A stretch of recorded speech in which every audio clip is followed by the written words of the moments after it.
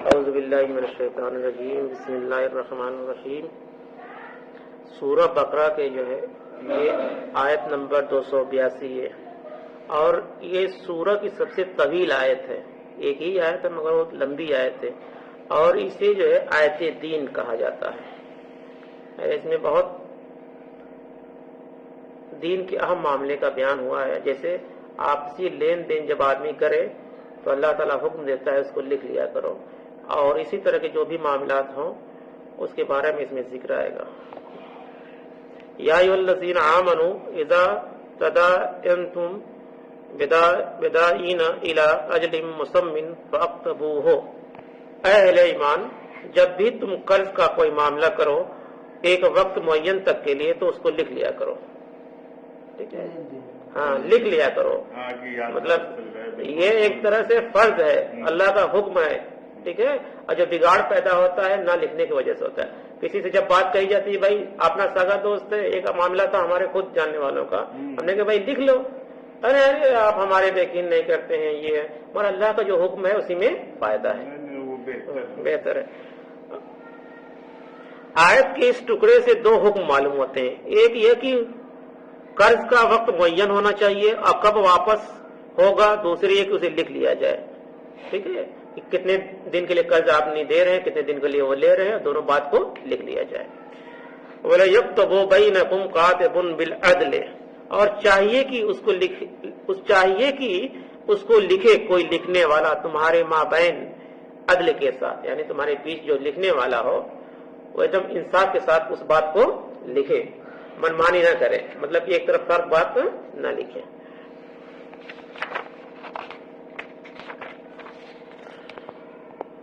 لکھنے والا کوئی ڈنڈی نہ مار جائے، اسے چاہیے کہ صحیح لکھے۔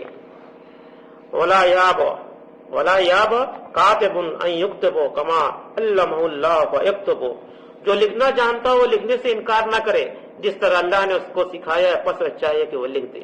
یعنی کوئی لکھنے والا ہو اور اس کو گواہ بنایا جائے تو وہ انکار نہیں کر سکتا ہے، یہ اللہ کا حکم ہے، اس کو لکھنا ہی پڑے گا اور حق بات لکھنی پڑے گی۔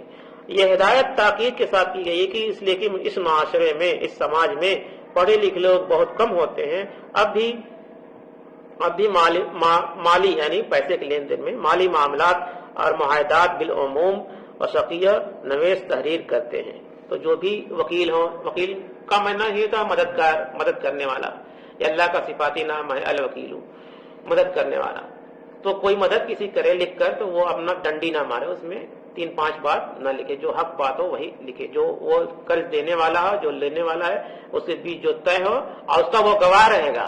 اب آگے آیت دیکھیے، وَلَيَمْلِلْ لِلَّذِي عَلَيْهِ الْحَقُّ، اور وہ املا وہ شخص کرائے جس پر حق آتا ہے، یعنی جس نے قرض لیا ہے وہ دستاویز لکھوائے کہ میں کیا ذمہ داری لے رہا ہوں، جس کا مال ہے وہ نہ لکھوائے۔ کیا بولا تھا؟ ہاں یہی بولا تھا نا، جاہل کھڑا کریں اپنا وکیل پیسہ لے رہے ہیں، لکھا پڑھی میں اپنا وکیل کر رہے ہیں، فراڈ نہیں کر رہے ہیں، جب مسجد میں بلاؤ کہیں کی مسجد میں۔ تو دیکھیے صاف حکم ہے، یہی بات آپ نے بتایا تھا، جو قرض لے رہا ہے وہ اس کی ذمہ داری ہے کہ وہ دستاویز لکھوائے، یعنی جو بات طے ہیں آپس میں اس کو لکھوائے، جس کا مال ہے وہ نہ لکھوائے، صاف منع ہے۔ جاہد کا مال نہ لکھوائیں، جاہد ہے بوا جی سے لکھوائے۔ وَلْيَتَّقِ اللَّهَ رَبَّهُ، اور وہ اللہ سے ڈرتا ہے، وہ اللہ سے ڈرتا رہے اپنے رب سے اور اللہ سے وہ ڈرتا رہے۔ وَلَا يَبْخَسُ مِنْهُ شَيْئًا، اور لکھواتے ہوئے اس میں سے کوئی شے کم نہ کر دے، یعنی جو لکھنے والا ہے اس کو چاہیے، اللہ نے حکم دیا کہ اس میں کوئی چیز کم نہ کرے۔ فَإِنْ كَانَ الَّذِي عَلَيْهِ الْحَقُّ صَفِيحًا أَوْ ضَعِيفًا، اور پھر اگر وہ شخص جس پر حق عائد ہوتا ہے ناسمجھ یا ضعیف ہو، یعنی جس پر حق عائد ہوتا ہے تو ضعیف ہو تو کیا کرے؟ أَوْ لَا يَسْتَطِيعُ أَنْ يُمِلَّ هُوَ، یا اس کے اندر اتنی صلاحیت نہ ہو کہ وہ املا کروا سکے، تو کیا کرے؟ فَلْيُمْلِلْ وَلَيْهِ بِالْعَدْلِ، تو جو اس کا ولی ہو انصاف کے ساتھ لکھوا دے۔ یعنی کچھ بھائی بہت سے جاہل لوگ ہوتے ہیں، مال ان کا ہوتا ہے، لینے والے بھی جاہل ہوتے ہیں، تو جو ان کا ولی ہو، مددگار ہو، دوست ہو، وہ اس کے ساتھ ڈنڈی نہ مارے، جو حق بات ہے اس کو لکھوا دے۔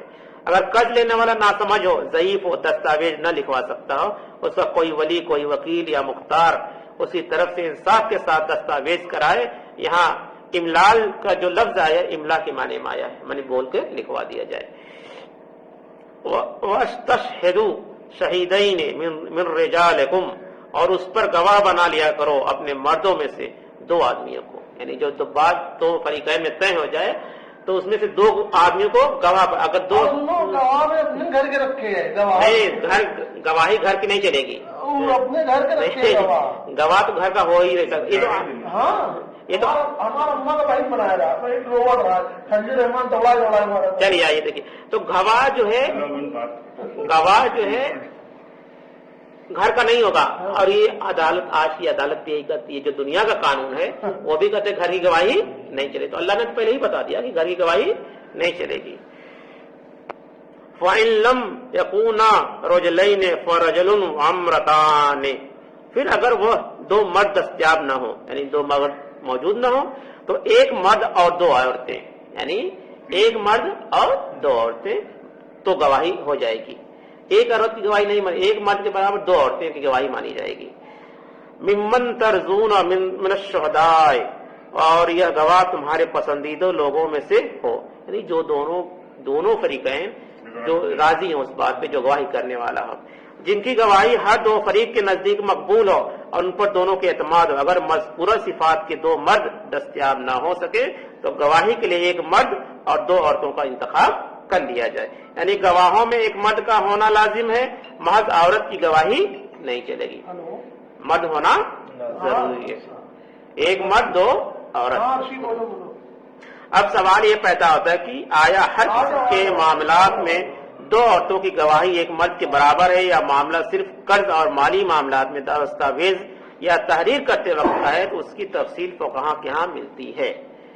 یعنی اگر کوئی پوچھے کہ بھائی خالی قرض کے لین دین میں ہی گواہی مرد عورت کی ضروری ہے کہ ہر معاملے، تو ہر معاملے میں دیکھا جائے تو گواہی کی ضرورت، جیسے نکاح ہوتا ہے اس میں بھی یہی بات ہے، یا تو 1 مرد ہو 2 عورت کی گواہی ہو، یا 2 مرد ہو۔ اب آگے کا آیت دیکھیے، ان تذل احداہما فنذکر احداہما الاخری، تاکہ ان میں سے کوئی ایک بھول جائے تو دوسری یاد کروا دے۔ ٹھیک، یعنی گواہ اس لیے اللہ تعالیٰ نے کہا کہ رکھ لو کہ ان میں سے اگر کوئی ایک بھول جائے تو دوسرا اس بات کو یاد کروا دے۔ یہاں عقلی سوال پیدا ہو گیا کہ کیا مرد نہیں بھول سکتا ہے؟ بھائی عورتیں اعتراض کرتی ہیں نا، کچھ عورتیں جو عورت کے دماغ کو جو مطلب بڑا چڑھا کے لوگ بیان کرتے ہیں، تو اس میں یہ کہ کیا مرد نہیں بھول سکتا؟ تو اس کا جواب یہ ہے کہ واقعتاً اللہ تعالیٰ نے عورت کے اندر نسیان کا مادہ زیادہ رکھے، یعنی عورت کے اس کے اندر فیمینزم کا معاملہ زیادہ رکھتا ہے۔ الا یعلم من، آیت آتی ہے دیکھیے، الا یعلم من خلق هو اللطیف الخبیر، یہ سورہ ملک کی آیت ہے۔ کیا وہ نہیں جانے گا جس نے پیدا کیا؟ یہ اللہ تعالیٰ نے حکم دے رہے ہیں کہ یہ ایک مرد یا 2 عورت، تو اللہ تعالیٰ نے پیدا کیا تو اللہ تعالیٰ نہیں جانتا کہ معاملہ کیا ہے؟ جس نے پیدا کیا وہ بڑا باریک بین ہے اور ہر شے کی خبر رکھنے والا ہے۔ جس نے پیدا کیا وہ خوب جانتا ہے کہ کس میں کون سا مادہ زیادہ ہے، یعنی عورت میں نسیان کا مادہ کیوں زیادہ رکھا گیا، یہ بھی سمجھ لی کہ یہ بڑی عقل اور منطقی بات ہے، یعنی فلسفی کی مطلب منطقی اس کو کہتے ہیں جسے ہندی میں ریزنیبل بات ہے، ترک کی بات ہے۔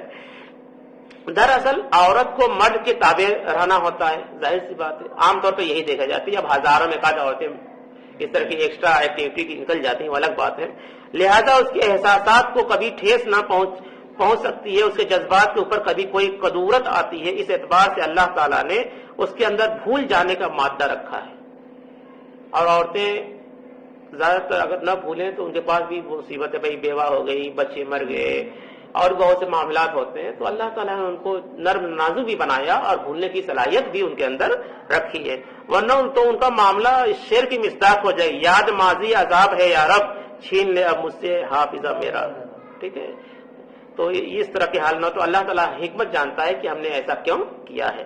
چنانچہ یہ نسیان بھی اللہ تعالیٰ کی بہت بڑی نعمت ہے، ورنہ تو کوئی صدمہ دل سے اترنے ہی نہ پائے، کوئی غصہ کبھی ختم ہی نہ پائے۔ بہرحال خاص کسی حکم کی علت یا حکمت سمجھ میں آئے نہ سمجھ، اللہ کا حکم ہے تو بہرحال ماننا ہی ہے، چاہے آپ کو اچھا لگے یا برا لگے۔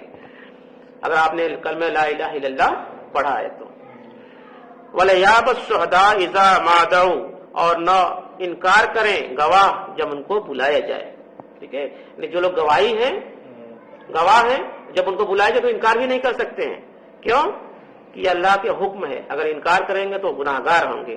گواہوں کو جب گواہی کے لیے بلایا جائے تو آگا گواہی دیں, اس سے انکار نہ کریں.